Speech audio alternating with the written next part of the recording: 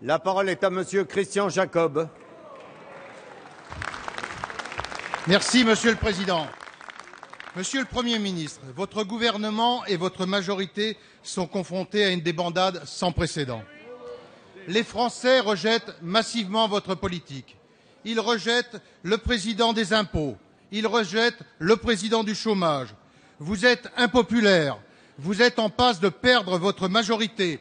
63 députés de gauche hier ont voté contre votre réforme des retraites, dont 17 députés socialistes.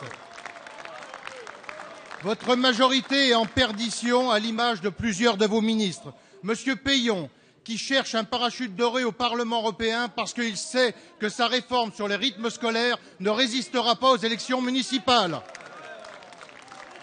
Madame Carlotti, la candidate du gouvernement aux primaires de Marseille, qui est humiliée dans les urnes, rejetée par les militants socialistes.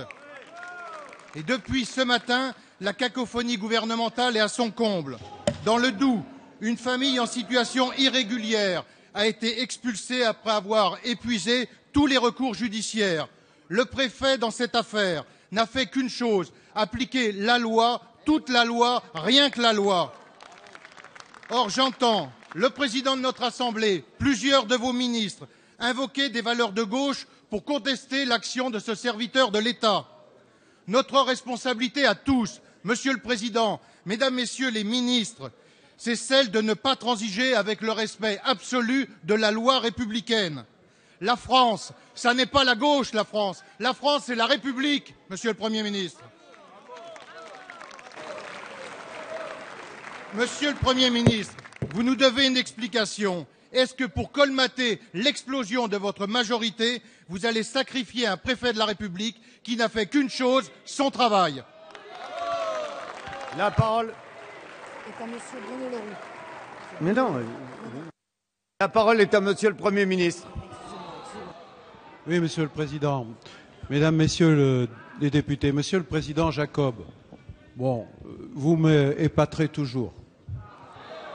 Parce que vous êtes toujours dans l'emphase et dans la grandiloquence. Et à chaque fois, il y a toujours quelque chose qui ne marche pas. S'il vous plaît. Vous avez voulu faire la leçon sur tout. Et notamment, vous avez même évoqué l'organisation de primaires. Et en matière de primaires, Monsieur le Président Jacob, je vous félicite, vous avez été brillant pour l'élection du président du MP.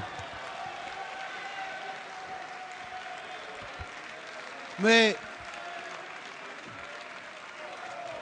voilà, Monsieur le Président Jacob, c'est pour revenir à des choses Allez, sérieuses. Allez, on écoute la réponse. On écoute la réponse. Vous m'avez interpellé sur la situation d'une famille kosovare qui a fait l'objet d'un arrêté de reconduite à la frontière après les différentes procédures le 9 octobre dernier.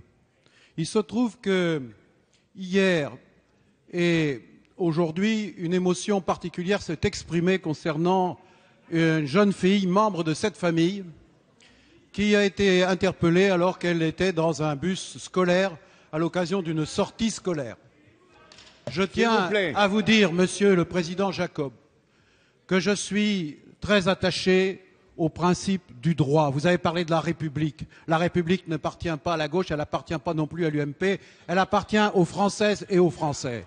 Et la base de l'État républicain, c'est le droit. Mais la base de l'État républicain, c'est aussi l'humanité et la fraternité.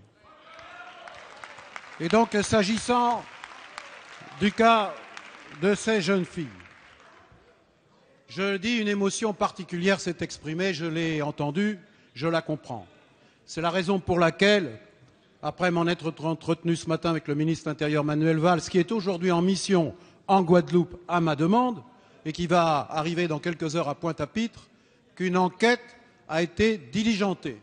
Une enquête dont nous aurons les résultats dans 48 heures.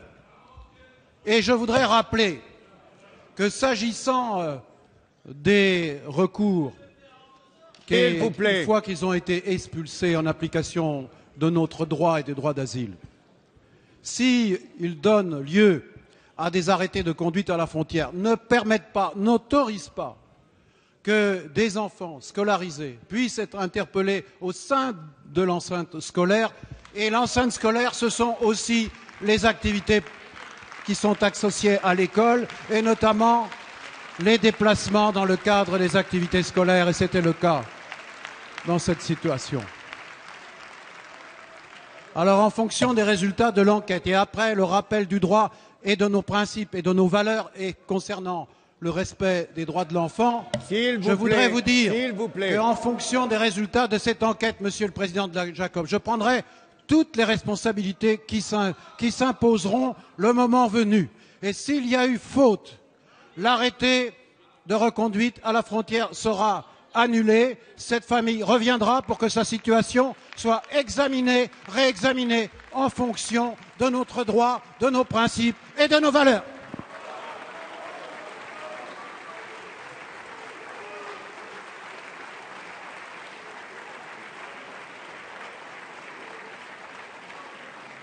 Merci, Monsieur le Premier ministre.